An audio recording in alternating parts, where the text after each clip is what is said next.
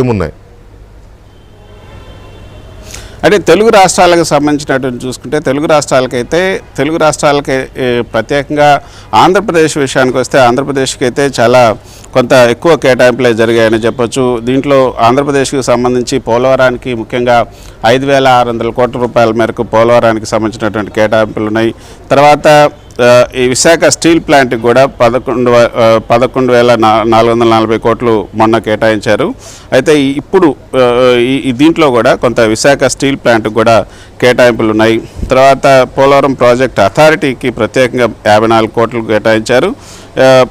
మొత్తం ఏదైతే సవరించిన అంచనాలని యాక్సెప్ట్ చేయడం అనేది ఇందులో ప్రధానమైనటువంటి అంశం. అందులో 30,436.95 కోట్లు నిర్మాణానికి ఆమోదం పొందింది. 41.15 మీటర్ల కాంటూర్లో నీళ్లు నిలపడానికి కావాల్సినటువంటి ఏదైతే ఈ యొక్క ప్రాజెక్టును నిర్మించడానికి 30,436.96 కోట్లతో ఈ నిర్మాణానికి ఆమోదం ఇచ్చారు. తర్వాత ప్రాజెక్ట్ నిర్మాణానికి 12,157.53 కోట్లు నిర్ధారించింది.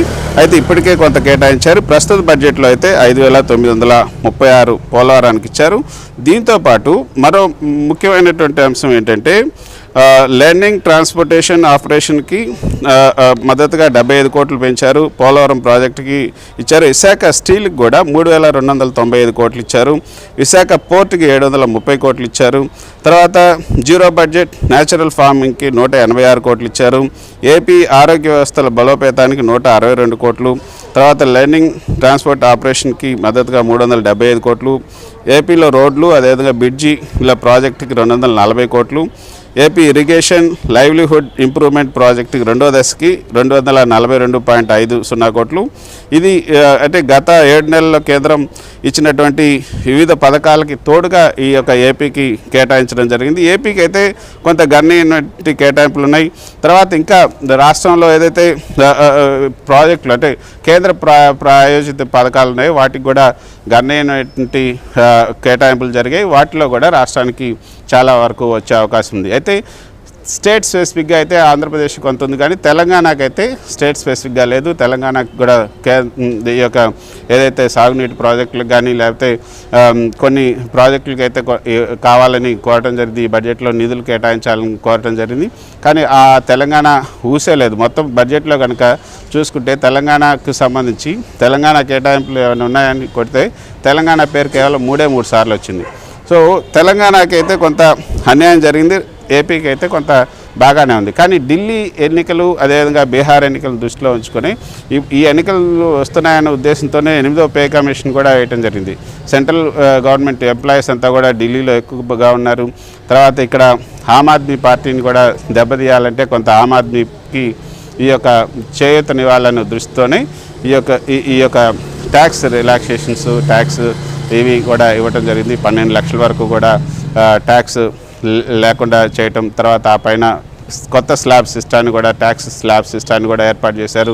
కొత్త ఇన్కమ్ ట్యాక్స్ లాను కూడా రేపు ఈ బడ్జెట్లో సమావేశాల్లోనే ప్రవేశపెట్టబోతున్నారు. ఇక్కడ ఒక విషయము పోలవరానికి సంబంధించి ఆ ఎత్తు విషయంలో ఎందుకు పర్టికులర్గా ఈ ఎత్తు వరకు నీటిని నిల్వ చేసే దానికి ఇంత కేటాయిస్తున్నామని చెప్పారు. అదో ఇప్పుడు పెద్ద చర్చ అయిపోయింది. ఏంటి దాని మీద క్లారిటీ ఏమైనా ఉందా? నిజానికి ఈ పాపం జగన్మోహన్ రెడ్డిదనే చెప్పొచ్చు వీకే. ఎందుకంటే జగన్మోహన్ రెడ్డి గత 5 ఏళ్లలో అసలు పోలవరానికి సంబంధించి ఏమాత్రం కూడా శ్రద్ధ చూపించలేదు. గతంలో 45.72 మీటర్ల కాంటూర్ దగ్గరే ఈ మొత్తం ప్రాజెక్ట్ నీళ్లు నిలపాలనేది అసలు మొదటి నుంచి ఉన్న ప్రాజెక్ట్ అది.